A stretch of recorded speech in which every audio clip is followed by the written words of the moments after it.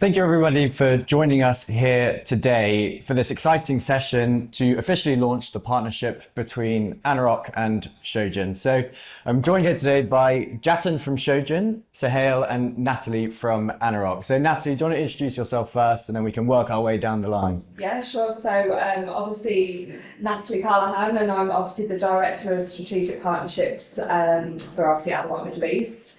Been here myself 12 years. And essentially my main role is obviously focusing on the B2B aspect of obviously our business. So I focus on merging obviously different partners to come in and essentially benefit from obviously what we do here at Anarock, which essentially is real estate obviously in Dubai mainly. We do plan to obviously reach out to Abu Dhabi, Saudi eventually, but at the moment the main focus obviously is Dubai. Hi, Sohail Kanji. I am one of our Associate Directors for Residential Sales, with a focus on managing our prime luxury waterfront team. I'm Jatin Ondia, CEO of Shojin Property Partners. We are looking to form this partnership to launch our product out into the GCC and broader region. Shojin is a real estate investment platform specialising in real estate development funding in the UK. And I'm Garrett Stanhope, joining Jatin from the Shojin team, helping to expand into the UAE. So Jatin, we'll start with you. Do you mind just giving us a quick background about the history that Shojin has with Anarock? Absolutely. So Shojin originally launched in 2009 as a group of companies specialising in investment into the real estate space. From the earliest days, the founders behind Anarock, in particular Rohan Shah, has been a mentor to myself, my co-founder, and for our business generally. So we've always had a very nice, close working relationship with them from the get-go. Perfect, yeah. And now, Natalie and Sohail, I'll pass it on to you guys. So obviously we've got international investors joining us on this video today, and they'll be interested to find out more about Dubai and the real estate market here. So do you mind telling us a bit more about that? Well, yes, the real estate market, obviously in Dubai, has been growing exponentially, especially since we've come out of COVID. Seen many developments over the last 50 and 20 years. I think it's a very different space to maybe what a lot of people perceive it to be if you're new to the region.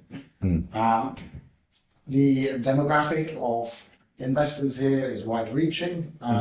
Obviously, we have a few key nationalities that are been long-term investors here, but that, as I said, is growing and changing with the development of the real estate economy and the economy as a whole in the UAE. Maybe Natalie can talk a little bit more about her experience here and how she's seen the changes in Dubai. Yeah, I mean, like I said, I've been here 12 years. So I think Dubai over the last 5 years has probably really grown very quickly. A big impact was obviously was COVID. I mean, the world shut down and I think it almost allowed us to kind of restart in a sense. Another key point would have been around 2014. That's when obviously escrow came into action with obviously off-plan development. And essentially what we've seen is, the market has just gone on a constant upwards in especially the last, like say, 5 years. A big impact is obviously international investors that we've mentioned. Dubai, when you put it on the middle of a map, I think it's, again, you can correct me if I'm wrong, but it's roughly around 40% of obviously the world is within a 4-hour radius. And then obviously another, about, again, I think around 40% is around a 6-hour radius. So it becomes a very kind of, geographically, a very accessible location. But Dubai in itself is just very interesting because of different aspects. People always know it's tax-free and, one of these safe hubs. I just think it's somewhere where what we have noticed, like I say, is a massive increase over the last 5 years. People coming in, investors, predominantly we've seen a lot of obviously Indian, GCC, UK, and like I say, it's really been driven by that international aspect. And I think the other aspect is probably, the different developers that are essentially run Dubai. I mean, you land in Dubai, the first thing you see is the Burj Khalifa. And obviously that's, was obviously owned and developed by Emaar, who essentially I always say own Dubai in a sense. But, there are some really big key players obviously on our market as well. But yeah, I'll let you take over a bit on the... So yeah, in terms of the actual, what's driving the real estate market here, I think one of the key things has been the change in the visa applications and entry into the market, offering residency, tax-free status for individuals. Sorry, on that, with the residency thing, the people don't need to. In the old days, it was they had to invest a lot of money. Now they don't need to. Right? No, so the entry-level investment for a 2-year property visa is only 750,000 dirhams. So if we can convert that into pounds, I think is 150,000? yeah, Roughly, yeah, so 150,000. So buy property for £150,000. Yeah. And they get to live here for 2 years. As long as they own the property, they get a residency visa. It doesn't mean they have to live here. Maybe there are certain rules with your own tax status. This is a separate thing. But to get residency status here, you can come in and out. No need for a visa, depending where you're coming from. Obviously, you can then benefit from the healthcare system and ease. I guess is the ease of phone contracts, renting properties. Anything you need to have a residency visa for here. Insurances, other things, so you can use it as more of a base and you feel at home. And then even the 5-year visa has now been brought down to 2 million dirham investment, so £400,000 as an example. But previously, again, for the 5-year, you had to put that whole chunk of money in at once. Now you only need to buy a property worth that, and with the surge or off plan, if you take on the payment plan, you get the residency visa from quite an early stage. So you have the deposit payment, and then you pay? So, Payment plan. yeah. So as I think it's the golden visa will be issued based on certain construction milestones. Again, these rules tend to be evolving, but as I said, they've made it easier and easier. As I said, you won't have to put the whole £400,000 in at once, and you'll get your visa whilst the property is not even ready. But tell me, so obviously we have a lot of international investors all over the world, and like I said, there's a lot of international interest in Dubai. One of the questions that will naturally get asked is, can they buy a property in Dubai using leverage? Absolutely. Non-residents, depending on which country they come from, non-residents can typically, if they're talking, let's say, about UK investors, typically UK investors can get up to 60% loan to value on their property. Other nationalities, 50-50, which I think is quite unusual, actually, for international property market. And it's quite straightforward, the process? Yeah. Yeah, you need a good mortgage advisor, just like you need good real estate advisors. But yeah, it was quite straightforward. Obviously, similar to how you would apply for a mortgage in your own country. Right. Again, people from all over the world will be watching this and looking at, Dubai, and you can't help but notice, it's a great place, exciting place, lots of glam and so on. But it's also got a sensible side to it. It's not all about partying and all that. It's actually got a lot of business flowing through here, and so on. So when people are buying here, in the old days it was quite speculative. What are you finding now? Are people actually buying and moving in? Because this is one of the questions that the conversations I have quite often about Dubai, are there completely empty buildings, or are people actually living here? What's the environment like? I think that there is a large end user market here. The population has grown quite significantly over the last few years. I think just driving around Dubai when I first moved here. Traffic's horrendous. Traffic in certain parts has been horrendous, but especially in the last week, schools have gone back. It's now 20 minutes will take you 40 minutes. yeah, actually, when you've been living here for some time, you enjoy the summer holidays because you can get everywhere in Dubai in 20, 30 minutes. But it's a bit hot. Yeah. You have to get acclimatized to the heat, but you do get used to it, surprisingly. But absolutely, a lot of tech companies have moved here, finance companies have moved here. There was a big drive of, say, young professionals coming here, just looking for a better lifestyle, better quality of life. All these things are driving the real economy here in Dubai. So yes, there are a lot of investors. I think there's been a 41% increase in off-plan sales year on year, actually, primarily because a lot of people see Dubai now as a bit more of a stable market. Right. The speculation, which we saw probably first 2014. 2013-14 market had peaked at that point and then came down very sharply. Since COVID, we've now surpassed that peak. So we are at a new high in terms of actual sales, average sales prices, but that doesn't take into account inflation at all. So really, there is still a lot of growth available in this market with the population increase, with the movement of businesses. Quite a good indicator is the lack of commercial space here. If you want to buy commercial property, it's quite difficult here. And the prices of commercial property and the rents, office spaces, absolutely, yeah. And that's a reflection of really more and more businesses setting up here, right? Yeah, absolutely. And this kind of increase in off-plan purchasing of properties, I mean, are people looking to buy and live here, or are these purely investments, or a bit of a mix? I mean, you guys are obviously living here yourselves, I mean, and working in this space. From your opinion, what do you think it is? People investing or people looking to live? I think It's a mix. it's a mix, really. It's a mix, really. I think obviously the end user market is more the ready market, the secondary market. People need to move to live. They've probably come here, they've rented for a few years. They feel, okay, the kids are in school. They set up a life here. And the second ready property market is more end user based, obviously. But it's not to say there's a big influx of investors into that market as well. It's just with the payment plans, the visa requirements, we are seeing a lot of international investors that are buying property here with the goal to rent out to an end user, or we sell on to an end user, because you can't get a mortgage here on an off-plan property. So obviously the end user market here, they wait till the property is ready, they'll buy it off the investor. And the reason why developers are building so aggressively, because there is a serious lack of affordable housing here. We're seeing more of a movement towards Dubai South, the new world's largest airport will be, Emirates will, I think 2030 we're talking about. Which the airport, I mean, it is in action, but obviously in terms of, I'm actually an ex-flight attendant, so when I was there, they would always be talking about moving the whole operation to DWC, but they haven't yet, because I've still obviously got people in the air, should I say, not on the ground.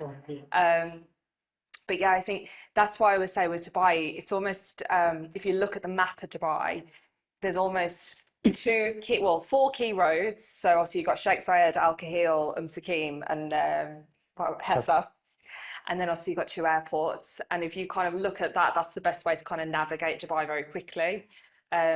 People, again, historically have always lived on prime waterfront. That's where essentially they started building. But now, again, as people have started moving in, we've seen more people obviously move into the inland. But another thing I want to add obviously onto people, 10, 15 years ago, people used to get the packages to move over here, so the relocation packages, which would include obviously like, housing and schooling for the kids and stuff like that. I think the difference now with Dubai is because it has got that spark where people actually want to, move over without being pulled over with a package. We are seeing a lot more people, instead of historically being young professionals, we're seeing more people move their families over. So like Sahel was saying, areas like Dubai South, Town Square, JVC, a lot of the, original Dubai people who had lived in, say, Marina, Palm, are having to migrate to these areas because, again, prices have obviously increased and gone up. I think average family size in Dubai is 5.3. So again, that kind of gives you an insight, people are staying here on the long term.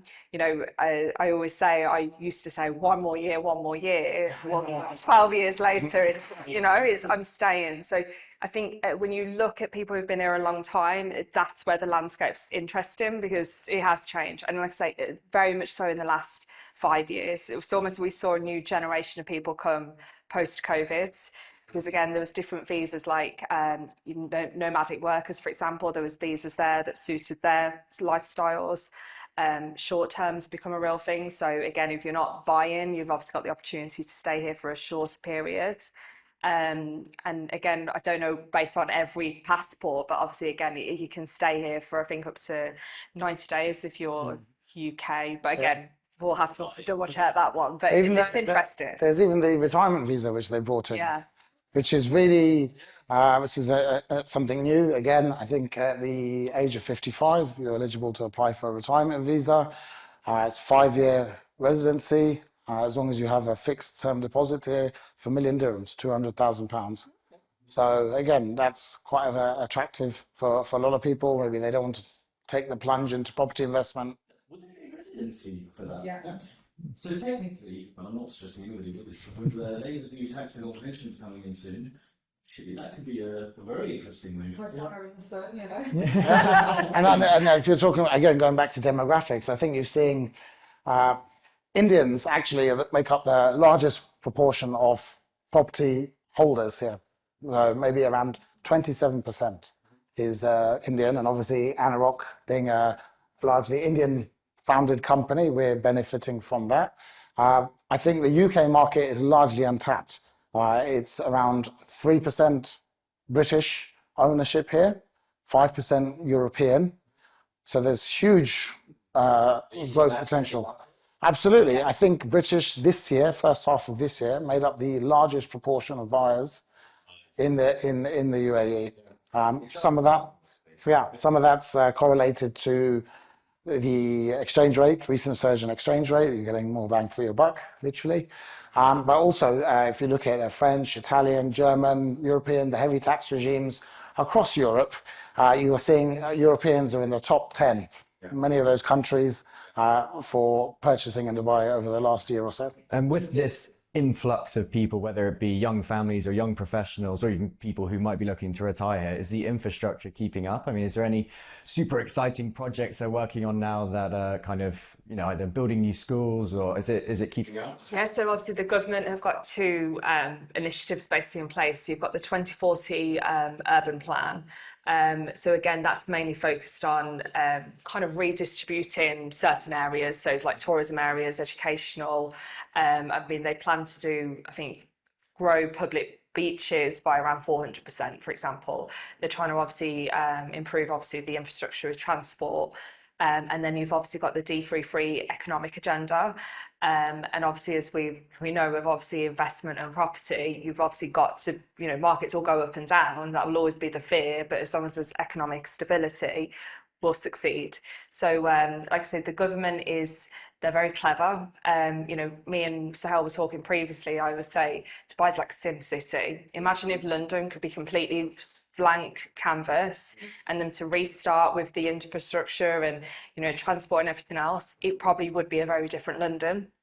I'm not taking away from the history, and it's a great city, I love it, but to be able to come in and almost, like I say, start from scratch and really grow, because they've got the land and the capabilities to do that, that's where I think we're an interesting I think they've taken from some of the best markets, established markets, US, UK, some European influences, some Far Eastern influences, and how they've developed and brought the infrastructure here. Extension of the metro line that's constantly been worked on. Even I were driving to work, I was telling Natalie this morning, new bridges just sort of almost appeared out of nowhere. I just didn't even know. And what sometimes takes a long time in other countries, the lack of bureaucracy here from ownership level, from government level, the lack of red tape allows things to be done very, very quickly. Sometimes it does amaze you how they can grow up buildings so quickly. Because they don't have to go through the same voting process and everything. I mean, if you look at what's happened with the third runway, Heathrow, I think they've been talking about that for 30 years. I can imagine here, they decided the third runway, they'll probably up in. They decide and they go. And I think the floods, look what happened. So in February, I'm sure everyone, globally saw what happened flood-wise. Obviously very, very unique to this region. We don't see rain like that. But it was bad. It was like some communities did go up to the knee level, and some people really did struggle for it throughout that. However, I remember being something like 4 hours after the rain, and I saw like people coming from one of the developers with like all the like wet gear and thinking, where have they brought that? Because no one wears that on a normal basis. And literally, fixing the roads. And I saw another article of, a road collapsed, I think, in one of the other Emirates, and within really 48 hours, 72 hours, completely fixed.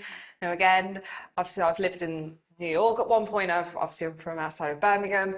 I still drive through and there's potholes. So, and that'll be just from average snow of like the winters that we get in the UK. So I think it's how quick they react. And I think that is obviously a really kind of interesting aspect when you are investing somewhere internationally. You want to know that, again, the government is good, it's fast acting, and that I can see. Yeah, I think they do run it almost like a business, when there's good consistency from a management level, almost. You have good leaders in place, and that ethos has been passed down just to generations. The vision that they have, build it and they will come, is which is and not even short term either. So obviously they were very quick to react with fixing it, but in terms of, now I read an article that they've actually got a long term plan to make sure that something like the floods doesn't happen again. So absolutely, I think when this vision was first there, and we saw the big peak and trough in the 2014 market, I think like any business, they learned from that and said, okay, how can we stop this happening again? And so all the initiatives that they've put in place, like I said, from the visas, the tax regime, and now that we are seeing more businesses established, they've just brought in corporation tax. It's 9%, VAT is still only 5%, so on a global level, it's still a very low tax regime, but they're still managing to attract businesses here and still bringing in a tax to bring income in. I made a quick note that we saw GDP increased by 3.8% year on year. And we're not just reliant on property speculation and tourism. There are other businesses here now. And that's why we're seeing population growth, and just referring back to the management of some crisis situations, why we saw such a influx after COVID is just how they managed that, where we saw a lot of Western countries floundering for 2 years in COVID. We were in and out, 3 months back to normal, with nice precautions taken in place. And I think a lot of people saw that as a sign of things to come. Mm-hmm. Yeah, it's extremely well managed in that respect. Like I said, if you think of it as a business, and we're City, my kids there, and I remember when I was watching, I was like, oh, that is actually like Dubai, because it's almost like they've got to figure out what to put where. But tell me something. A lot of people watching are investors. And obviously, every week I speak to somebody and they're moving to Dubai. It just seems like there's going to be nobody left in London soon. But certainly from our global audience, there will be a lot of people who aren't thinking of moving, but actually do want to look at it from an investment perspective. Because let's face it, it is probably the most exciting thing going on kind of globally from a real estate standpoint. You mentioned the new airports opening on the right-hand side. Is that where you're now kind of seeing a lot of new developments are going to happen, residential developments? And from your perspective, if someone's looking at Dubai as an investment, what areas would you guys choose? It's interesting. I mean, one of my favourites would be Port Rashid. I always say, look, Burj Khalifa is always going to have its sparkle, right? People are always going to be attracted to an icon in Dubai. And obviously Port Rashid and Maritime City will be two of the closest waterfront communities to basically downtown, so obviously accessing Burj Khalifa area. And then you've also obviously got Dubai Creek Harbour, and that's obviously will be the world's tallest, because they're actually now trying to beat their own record, typical of Dubai. So that's an interesting one. And then, like you mentioned, with DWC, so that's going more towards Abu Dhabi side. So if we were to lastly look at the map, you then obviously got the Jebel Ali Palm. Now we all know the success of the Palm, and obviously this is, I think, 4 to 5 times bigger. It's huge, and it's basically again a blank canvas, which they've obviously. Anything that maybe didn't work on the original Palm, they're clever, and I'm sure they're now adapting to obviously build this to, the next standard. So they're developing more that side of that side, so the sort of the southern side. So Abu Dhabi in the south, Sharjah to the north, Dubai sat in the middle. So on the southern side, The port is moving towards Jebel Ali. There'll be new Palm Jebel Ali. One of the key things, I guess, with the Palm at the moment, there's only one entrance in and out. This will have 4 separate entrances. Yeah. If you're looking at the ultra luxury end of the market, hotels, retail will all come there. Obviously, new schools will then open up. Not far from there, we have the new airport, and then all the villa communities, which are very quite American style, gated communities where you really don't have to go too far to go shopping, mall, school, hospital. So really well thought out, SimCity style. So you don't have to travel so far for your day-to-day activities. I mean, even Dubai Hills, where we're situated, it was a strategic decision because basically most communities are within a 20-minute radius. So if you want to be really clever, then maybe come to Dubai Hills, because then you can access DXB and DWC. If we go by airports, maybe go central in the middle. Yeah, but then like Natalie mentioned, the Waterfront. Still, a lot of investors, people come here for waterfront, beach style living. So that will always be prime real estate. Why I think Natalie mentioned Port Rashid. It's an upcoming area, price per square foot, still very low, maybe a third, half the price of more established areas like the Marina, but quite small in terms of you cannot keep building there. Although we say that they will find a way of building in the sea here, they'll find ways, but there is new Dira Islands, Dubai Islands, which is a big project by one of the major developers here, backed by government. So these are all the new waterfront projects where there's big government push to develop in that area towards the older Dubai. And then, as Natalie mentioned, my personal favorite is Creek Harbour, will become the new downtown. Again, bigger, better road access. So lots of choice here. Just depending on what individual investor profile is, budget constraints, maybe if they are thinking about relocating in the future, where their work might be, whether it's a holiday home, whether it's bringing over the family, you'll have to look at it on an individual basis. So, I don't think there's a one size fits all. There's something for every budget. So let's say these investors, they just want, a classic armchair investment, right? They don't want to, they're not thinking of moving.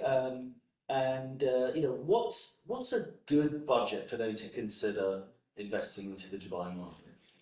Entry level, I think you can find a good project from maybe say an off-plan point of view, starting from as little as 750,000 dirhams, 150. Really? All right, so you can buy a nice one-bed studio apartment, maybe in an upcoming area or even an established area where you see a nice, good quality developer coming in.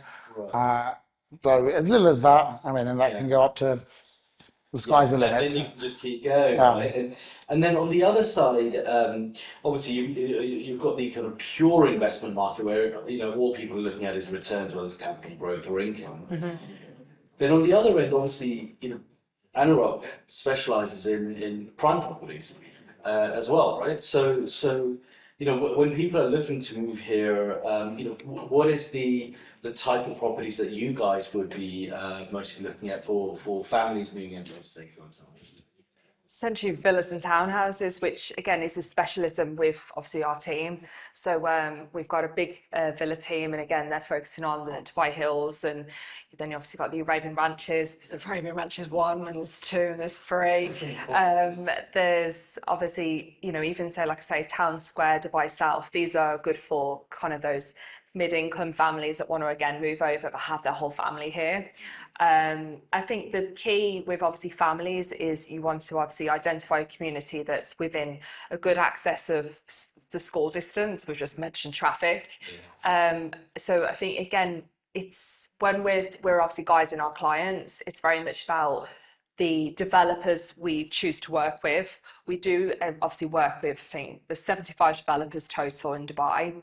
But again, we get our team to focus on the top 5, which essentially is greater market share. So Iman, Akil, Damak, Shoba, Miraz, and obviously Dubai Properties. And they basically, again, create master communities. And I think that's where it's interesting again. You do have your smaller developers, which will come in and maybe get a plot of land within those master communities. But I think that would be probably my key guidance, would be go for something that has a master community, which has the infrastructure around it, has obviously, you know, schools, hospitals, maybe a mall like Dubai Hills Mall. It's situated in there, so it makes your living and lifestyle very easy. There's one community which is due to hand over next year to Mac Lagoons. Again, correct me if I'm wrong there. But their focus and what they've created there was almost concept living. So each kind of cluster will offer a different type of lifestyle. So if you've got people who work from home, there's kind of that work from home mentality. There's a women's cluster, I think health, and all these different aspects. I think what you saw, sorry, I was just saying, I think what developers saw is that out of COVID, there was a big shift from apartment living, which was Dubai was quite known for, to villa townhouse living. Everyone was quite fearful of another COVID happening. Big surge in demand for villas to have a bit more space. Obviously, the working from home culture. So Damac moved away from what they were traditionally doing and have built this master community, maybe following a bit more on the footsteps of what EMA are traditionally known for, and building this community with water parks, kids play areas, outdoor space. And this seems to be the trend that a lot of developers are following. But definitely, off the back of what Natalie mentioned, if you have a new investor coming into the market here, you should, in my opinion, at least to de-risk your investment, go with one of the larger developers. You know they have the backing, they will deliver. Yes, maybe the pricing might be a little bit higher than maybe some of the independents with slightly more favorable payment plans, but there is a reason for that. So I would always encourage a new investor into Dubai to avoid getting burnt like many people did previously, is to go with a trusted brand, trusted name where they're building a community, not just one, tower block or a few villas here and there, because you will really benefit from the living experience in Dubai with that as well. Speaking of developments, before we move on to compare UK developments with ones here in Dubai, I mean, if there's investors internationally kind of sitting on the edge wondering, well, is now the time? Should I move and buy a property here? Yeah, I mean, with the markets now, would you say yes? To be honest, now is quite a good time to do it. And are you guys obviously open to helping people who might have some questions and easy to reach out to? So I would say for international buyers, the digitalisation of the property market here, we were quite far behind, even not going back maybe 4 or 5 years. We were doing paper contracts, and now everything is digital. You literally sign your contracts from home. Some of the developers are still catching up a little bit, but the major ones, again, they have all these things in place. On the secondary market, it's all digital with the land department, and you can transact, we can arrange powers of attorney, we can assist from A to Z with everything and without even stepping foot here. Yeah. So it's a very, very easy process. Even the contracts themselves, if I just look at the secondary market as an example, we don't know, it's not pages and pages of information to go through. It is kept quite simple. And even the start to end of the transaction process can be as quick as a week. So, and obviously the financial system here is a lot more transparent. The legal system is very transparent, and the law here protects you in lots of different ways. And as that has improved, people have gained confidence, and you notice that from the big money that has moved here. The ultra wealthy. I think I've read somewhere 9,400 new millionaires are expected to move to Dubai this year, and that should give any investor confidence. If the uber wealthy, high net worths, ultra high net worths are moving to Dubai, having this as their base, feel it's a safe place to park their cash, essentially. That should give confidence to investors across the globe. And if there are investors already invested in Dubai real estate, I mean, Jatin, what are the exciting opportunities for investment in UK real estate that they might consider looking at? Yeah, so I mean, the UK is almost the polar opposite in that it's a very long established market, and the reason people invest in the UK, I mean, I don't think it's got the same glitz and glamour as Dubai, but it is that long-term stability. And people have historically always been drawn to the UK when they want to invest internationally, like I said, park money somewhere where they know it's going to be safe. And, real estate in the UK has always been used for that. I think the biggest comparison I can make with Dubai is you probably won't see the same kind of price appreciation in the UK. But then, you don't see the volatility as much in the UK either. The UK has, for 30 years, we've not been building enough homes in the UK. So you've got very strong demand. And every year, 500,000 people come out of universities. The first time buyer market's very strong as well. So the thing you have with the UK is it's a strong, stable market which will give you consistent returns. But where we always suggest to invest is not actually just buying apartments and renting them out. So I think the yields. What are the yields typically? So here we've seen yields grow to maybe 8-9% in some cases.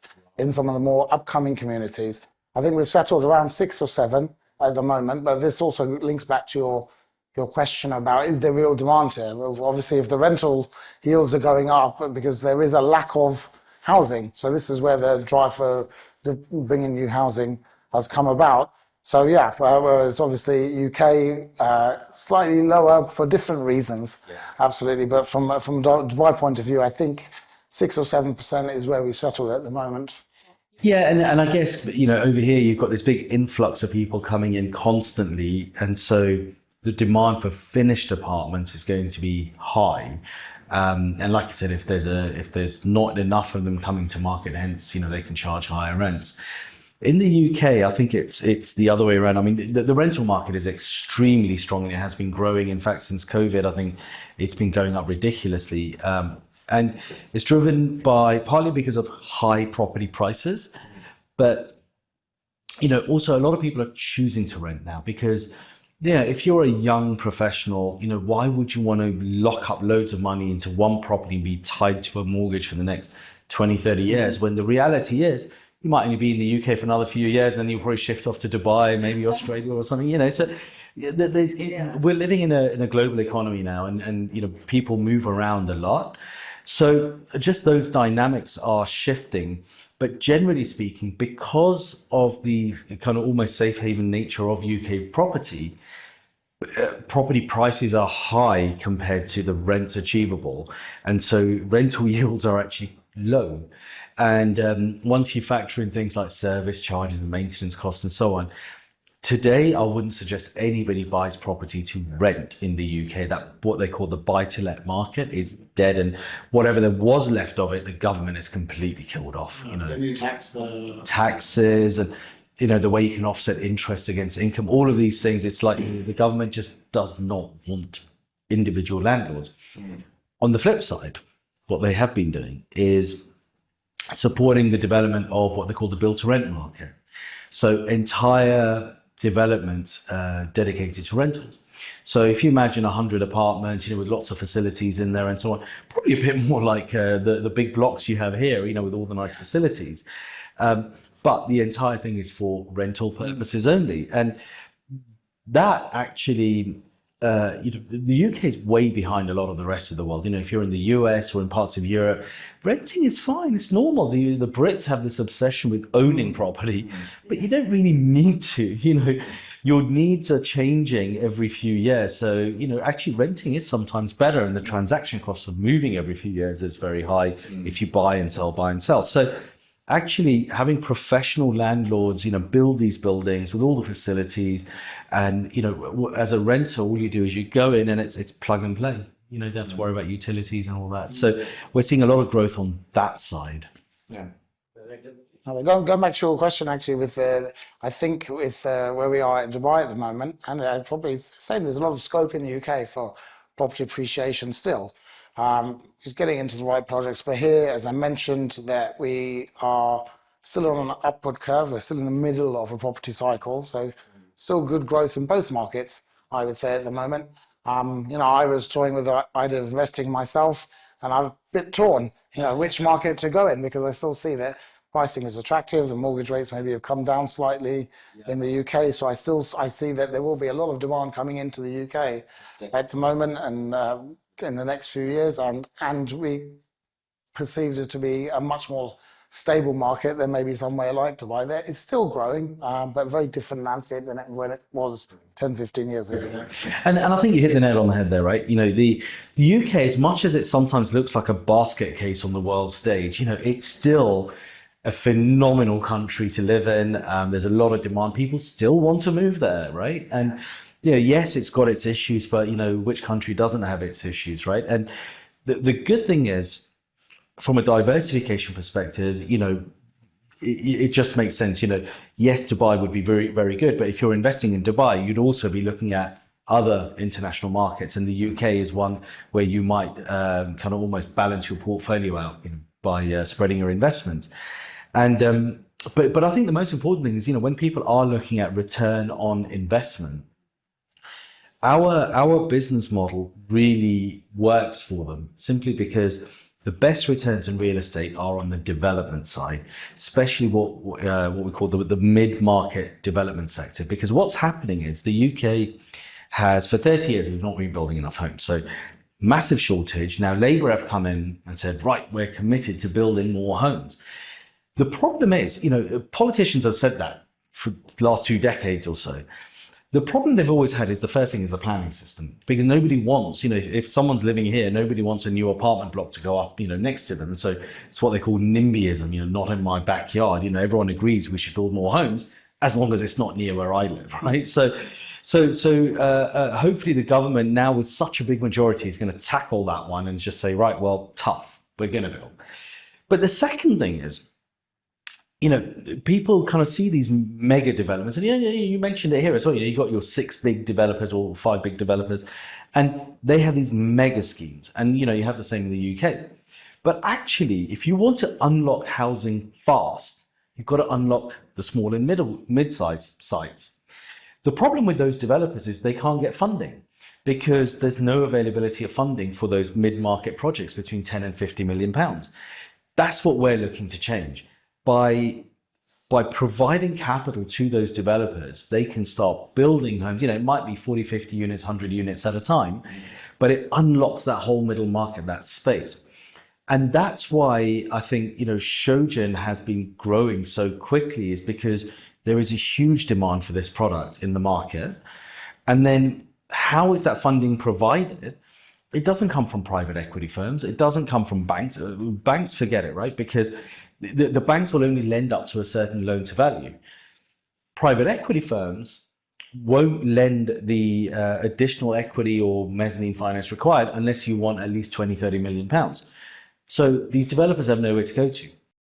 What we do is we take those projects and fractionalize them. So we provide the funding, but then we open this up to a global network of investors.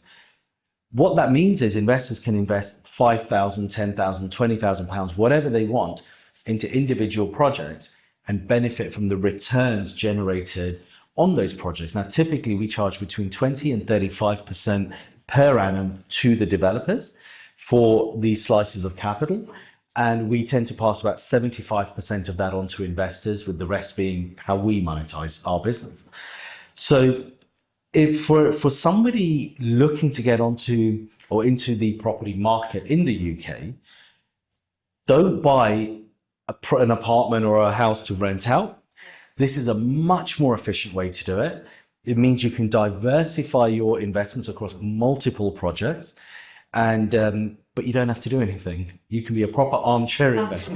Hassle. I mean, that's the theme really of over here, is having that hassle-free aspect of being, an hour before here, I quickly went on Instashop and I ordered, something that could be delivered to the office within 15 minutes. And again, it is a theme of obviously this region. So again, our investors would be interested in that, because they just don't want hassle to have to manage the property, manage, the leaking washing machine and whatever else. Phone call in the middle of the night, the boiler's on. Yeah. We've had to grow our property management team here. I think Yeah. That's what I was just going to say. Yeah, I think we're about 10 people here with property management. For international investors, here is a huge market. But just touching on what you were mentioning before, and maybe we were talking off camera about it before. One of the problems with new investor coming into Dubai, it's overwhelming with the 75 developers, and this is where we need to guide people. And some of the independent developers maybe have struggled before with the lack of escrow and formalities and what have you. Why all these independent developers are now quite successful here is because of the establishment of escrow. But similarly, it's where to start. If you want to develop in the UK or make better than your average 3, 4, 5% yield, but get into real estate investment in the UK as an example, where would you start?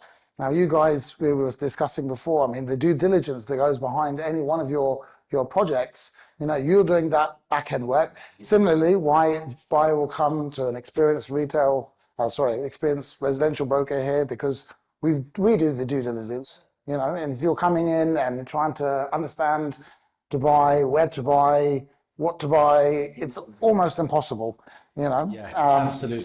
But actually on that note, I think it's important to also, I don't think we've spoken about Anarock as a firm. When the reason we're working together is there's a great degree of trust. Obviously, our firms go way back together. We know each other, and trust is a very big part of real estate investment, all of that generally. Now, someone coming into the Dubai market, you hear the horror stories as well, right? So trust is going to be huge. Why don't you just maybe say a few words about Anarock's background, because it's not just a Dubai company that's just launched now, in the last couple of years. There's a massive history to it, so it'd be worth saying. We've been in action since 2017. We've got 19 offices globally. Predominantly, a large portion of those offices are obviously based in India. We've obviously got our asset management company in London. And then obviously over here, we do obviously plan to expand. And I think the biggest aspect, like we were talking before, was there is a stigma with obviously our industry where, a lot of people will fly in and become a broker and, think they're going to make millions very quickly. And again, for us, it's very much about, growing steadily and growing with obviously that quality aspect. That is a huge, huge theme of obviously Anarock. Our motto is values over value.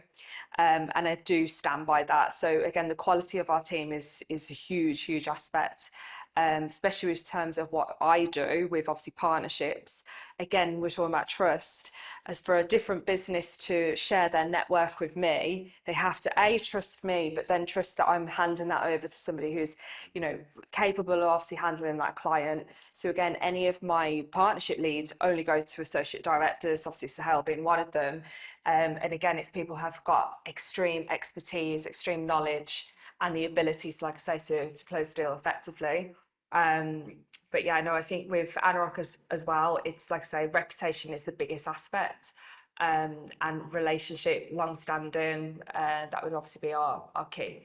Yeah, and I think that tries. So we try to, when I'm recruiting, I always explain that ethos, and that comes down from top level. Our chairman Anuj Puri, been in the residential property business for 40, 50 years, and some of co-founding partner Rohin very well. I think it comes down from there, through our MD, Morgan Owen, again, been here maybe 15 years, I think.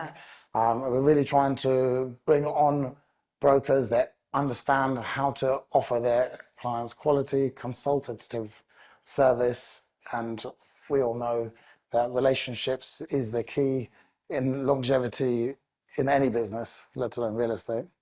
Yeah. And as we look forward, maybe 3 to 5 years, what is Anarock's plan to grow in the region, and where do you see yourself fitting in? Oh, that's massive. I mean, definitely in terms of internationally, I think, like I say, my department's very much focused on that international growth. So again, linking in with those aligned individuals is very, very important. Again, in terms of expanding the business, we do plan to obviously expand into Abu Dhabi. Saudi is on our books as well. There are some interesting aspects with Ras Al Khaimah coming in. We haven't got that in the next 5-year plan, but again, we would like to obviously cover the full area. Casinos. It is, and obviously gaming regulations opened, and you could say, I mean, it has obviously been historically referred to as like the Las Vegas over here because of the desert aspect. But now I guess in a sense it really will be. But this is where again it's become a very much an open market. There are other cities in the world which are, have great potential, like Singapore, Hong Kong, but rules and regulations step in for that foreign investment. So this now is becoming very much an open market, which we are seeing trends with, even our recent private equity investor 361, they highlighted that to me because a lot of their investors were sending money over there and obviously based over there, but now again there's that migration of coming over here to the UAE. So again, who knows? I think the biggest thing with the UAE is it's very fast moving. I think, like as mentioned, the government initiatives like D33 and the Urban 2040, that will impact obviously what we do. But like I say, I think the big aspect is, keep an eye on Abu Dhabi, which again is very, very interesting. There's a lot of wealth in Abu Dhabi and there's a lot of potential. Go down, one certain road and there's all new developments. So again, even though Dubai's always taken that limelight from maybe a tourism aspect, it's very interesting in terms of as what we're doing as a country. So there's a lot of potential in terms of our growth. And then I think team-wise, again, like I say, we are aiming to be steady. We're not here to kind of expand and have, 200, 300 brokers. That's not our goal. Quality will always come first. And, in terms of hiring, that's our focus. So again, the other aspect would probably be different international segments with our team because, again, international clients need to be served different languages. So, again, multinational team would be another aspect. So, yeah, it's exciting. Well, I think it's, if we're comparing it back to the UK, the opportunities, not only in Dubai, but there's, Ajman, Ras Al Khaimah, Saudi, Abu Dhabi, as you say. I mean, in the UK, we've got Manchester, which is growing rapidly, Birmingham. So there's a lot of comparison to be made there. Yeah, key projects at the moment. So we focus on most of the major cities and commuter zones around those cities, and then coastal areas. But certainly one thing we have seen in the last kind of decade or so, London used to suck in all the talent and everything from across the UK, but we have seen a shift. As other cities can almost reinvent themselves, and the government initiatives are pushing a lot more investment into these other cities. You are seeing a lot of traction in places like Birmingham, Manchester, Leeds, Leicester, Nottingham, and so on. So, I mean, what's really exciting from our perspective is those are the cities where actually we're seeing a lot of the best returns, the biggest growth, and so on. London will always be a favorite for international investors. They know London, but certainly from a value perspective, there's a lot more value in some of the regions now. But again, I think most people look for name recognition. So London, Manchester, for obvious reasons, is quite popular with international investors. But I think slowly people are starting to learn about the other areas which are growing very rapidly. And in terms of the region that Shojin's in, I mean, in the UK, the places where we have projects, I mean, Manchester is obviously a key one, but there's kind of pockets of opportunity everywhere. So there's a project in Newquay, obviously the commuter belt town. So I think international investors a lot look towards central London, but there really is opportunity and kind of areas to get exceptional returns in places outside of London. Yeah, I think it all comes down to identifying where the opportunity is, what the client's risk-reward profiles are. Similar to Dubai, you can't go wrong buying in the Marina, Palm, downtown, but there are so many good opportunities elsewhere in Dubai. And again, that's where good advice comes into play, doesn't it? Yeah. Will we share all the details, because I think it would be great for people to know who to contact. Yeah. Interesting. Number will pop up. Number will pop up. Okay, good. Yeah. Good. All right, good. Well, I think that was a very in-depth discussion and gives a lot of people insight between not only UK but the Dubai markets. And obviously, if you are interested in looking at investing into Dubai or buying a place here, reach out to the Anarock team. They have all the expertise that you'll need and happy to help with any questions you have. And then likewise, if you're looking to invest into real estate development into the UK, then reach out to us at Shojin. Thank you very much for watching. Thank you, guys. Thank you, guys. Cheers.